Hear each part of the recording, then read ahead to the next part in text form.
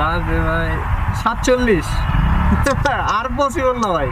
Hello বিশ্ববাসী, কেমন আছেন সবাই? মোটর রিফাত আছি আপনাদের সাথে। ইফতারের সময় হয়ে গেছে, আছে মাত্র 13 মিনিট। বাসায় পৌঁছাতে পারিনি, এখনো জ্যামের আর গাড়ি দিলাম না। এই অবস্থায় এখন পুরা বরানিতে এখনো মহাকালী রাস্তায় আটকা পড়ে আছি। কি করবো, ইফতার রোজা যেহেতু রাখছি, ইফতারের পরে হয়তো পৌঁছাইতে হবে। টাইম মতো বেরোতে পারতাম, কিন্তু একটু করে বেরো নাই। এই দুই ভাইয়েরা কি শুরু করছে, দুই সাদা কাবুয়া। হ্যাঁ, দুই সাদা কাবু আমার দুই পাশ থেকে চাপ দিতেছে। বুঝলাম না, প্লাস্টিক বাইরে চাপেন, সামনে আছে ভাই আছে, কথা কিন্তু অন্যরকম।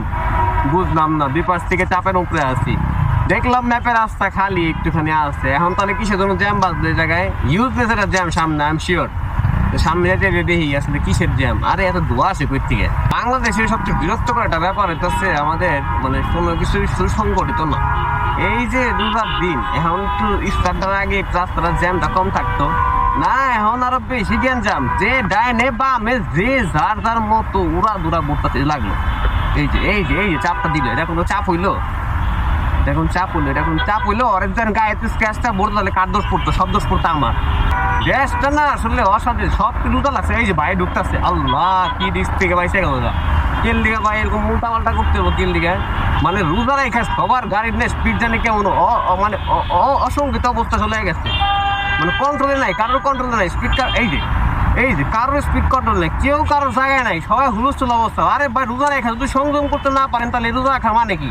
ঠিক আছে, ইফতারের সময় চলে আসছে, লেটই হইব আর কি।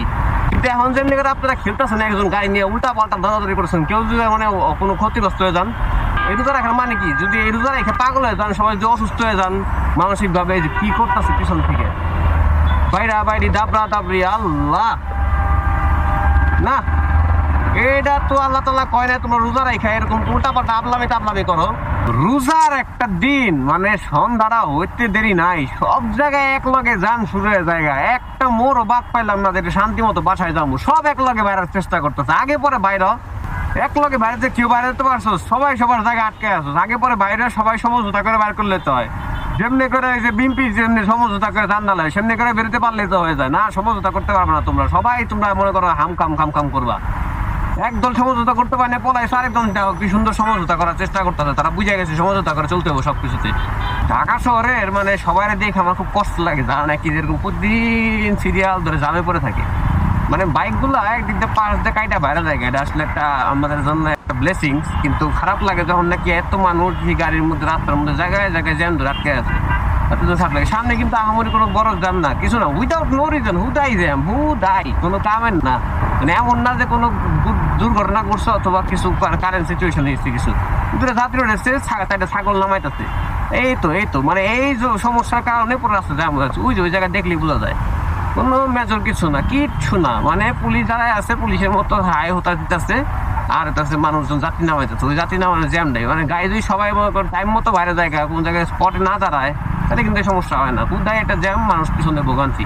সময়ের কোনো মূল্য নেই, জীবনের কোনো মূল্য নেই, এমন একটা দেশে বসবাস করি। সময় হয়ে গেছে আর মাত্র 3 মিনিট ইফতারের বাকি সময়। আপনারা খুব দ্রুত ইফতার করে নিন। আমি এখনো পরে আছি রাস্তার মধ্যে। আমার মনে হয় না আজকে ইফতার টাইম মতো আর করা হবে। আর বাংলাদেশের অবস্থা কি করবো, মানে কোথাও টাইম মতো কোনো কিছু টাইম মতো হবে না এই দেশে। পিছিয়ে আছি কি আমরা মহাবিশ্ব থেকে? নেই, পুরা বিশ্ব থেকে আমরা বহুত পিছিয়ে আছি। কেন পিছিয়ে আছি? এই যে আমাদের মতো ছাগলদের জন্য। আমরা যারা নাকি ছাগল, তা হয়তো সে বাংলাদেশে বসবাস করি, যে দেশের কোনো নিয়ম নাই, কোনো আইন নাই, কোনো চলাফেরা কিচ্ছু ঠিক নাই। যে যার মতো যেমনি মন চায় সেমনি দিক করতে থাকে, কোনো রুলস অ্যান্ড রেগুলেশন নাই। শেষ টাইম আসল ভাই, টাইম শেষ।